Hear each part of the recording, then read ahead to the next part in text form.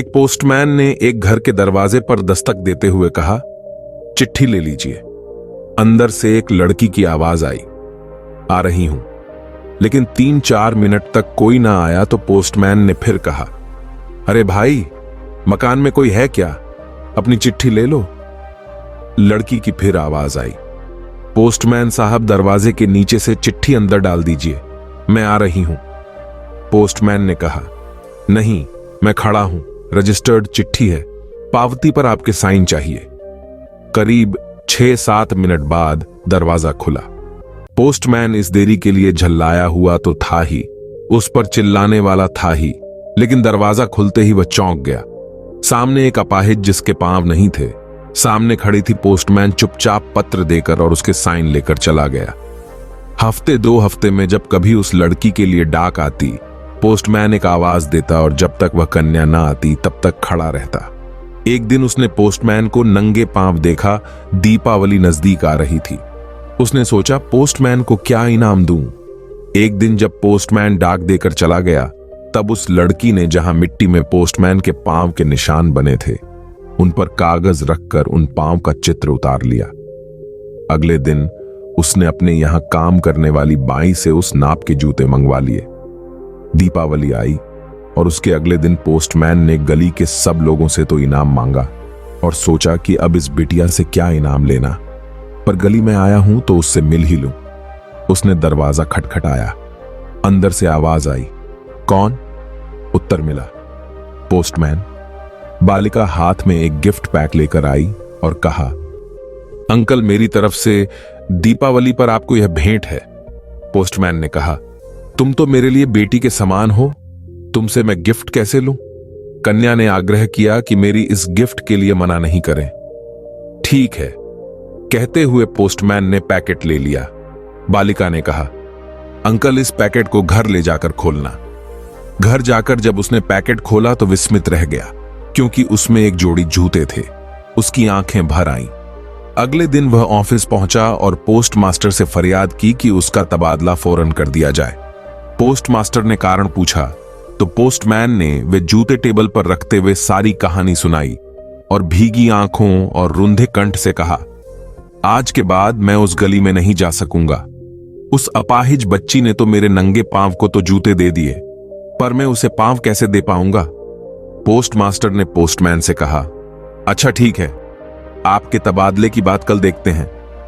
Postman Babulal post office से शाम को अपने घर उदास मन से जा रहा था। उसके कदम बहुत धीरे धीरे पड़ रहे थे। रास्ते में उसे एक जगह कुछ आवाज सी सुनाई पड़ी।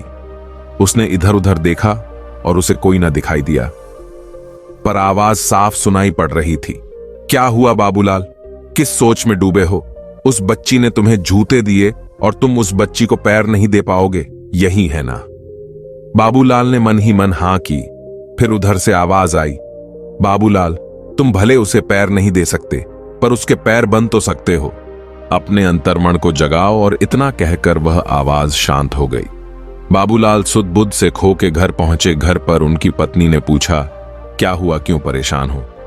पोस्टमैन बाबूलाल ने अपनी पत्नी को सारी बात बताई और कहा कि जब तक इस बात का समाधान नहीं हमें मिलता, तब तक मुझे कुछ भी सूझ नहीं रहा है। बाबूलाल की पत्नी बहुत ही धार्मिक प्रवृत्ति की थी। उसने तुरंत अपने पति से कहा, स्वामी, हम दोनों के पैर हमारा पुत्र है, क्यों ना हम अपने पुत्र से बात कर उस लड़की की शादी अपने पुत्र से कर ले। जैसे अभी 3 प्राणी रहते हैं, वैसे 4 रह लेंगे। बाबूलाल अपनी पत्नी से बोले, पता नहीं हमारा पुत्र इस बात के लिए राजी होगा या नहीं, और कहीं राजी करके मैं उसके साथ अन्याय तो नहीं करूंगा। मुझे कुछ भी समझ में नहीं आ रहा है।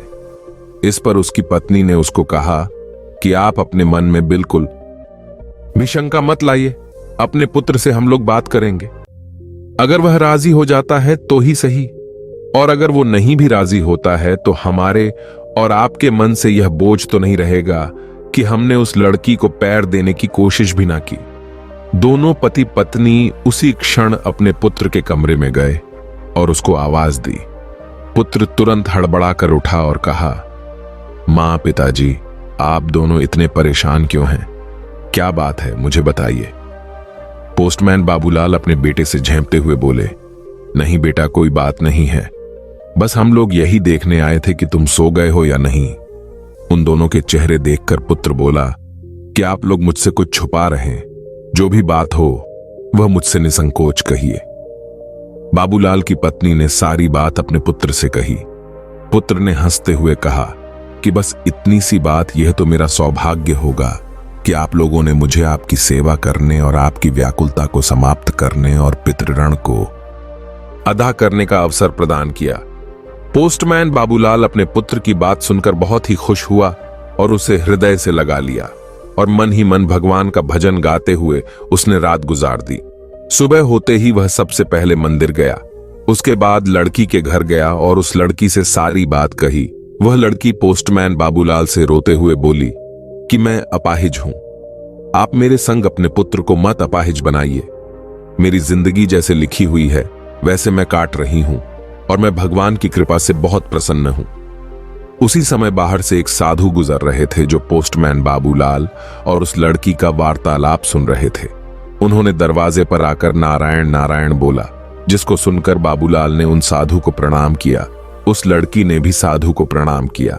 साधु ने उन दोनों को आशीर्वाद देते हुए कहा, पुत्री, इस संसार में जो हम चाहते हैं वो हमें मिलता है तो यह हरि कृपा होती है, और जो हम नहीं चाहते हैं वो हमें मिलता है तो यह हरि इच्छा होती है। इस समय पोस्टमैन तुम्हारे पास हरि इच्छा से आए हैं। हरि इच्छा का सम्मान करो और शादी के लिए हां कर दो। उन साधु की बात सुनकर उस लड़की ने की हामी भर दी। फिर बाबूलाल ने अपने पुत्र से उसकी शादी खूब धूमधाम से कराई। उसके पुत्र ने उस लड़की के पैरों को प्रसिद्ध वैद्य को दिखाया, जिन्होंने उसका इलाज किया, और कुछ समय पर्यंत वह लड़की अपने पैरों पर चलने लगी और पोस्टमैन बाबूलाल के लड़के की सरकारी नौकरी लग गई। पोस्टमैन बाबूलाल रिटायर होकर भगवान का भजन गाने लगे। इस तरह हरि कृपा से सब सुखपूर्वक रहने लगे। दोस्तों, संवेदनशीलता का यह श्रेष्ठ कहानी है। ईश्वर से प्रार्थना है कि वह हमें संवेदनशीलता रूपी आभूषण प्रदान करें, ताकि हम दूसरों के दुख दर्द को कम करने में योगदान कर सके। संकट की घड़ी में कोई यह नहीं समझे कि वह अकेला है, अपितु उसे महसूस हो कि सारी मानवता उसके साथ है। धन्यवाद।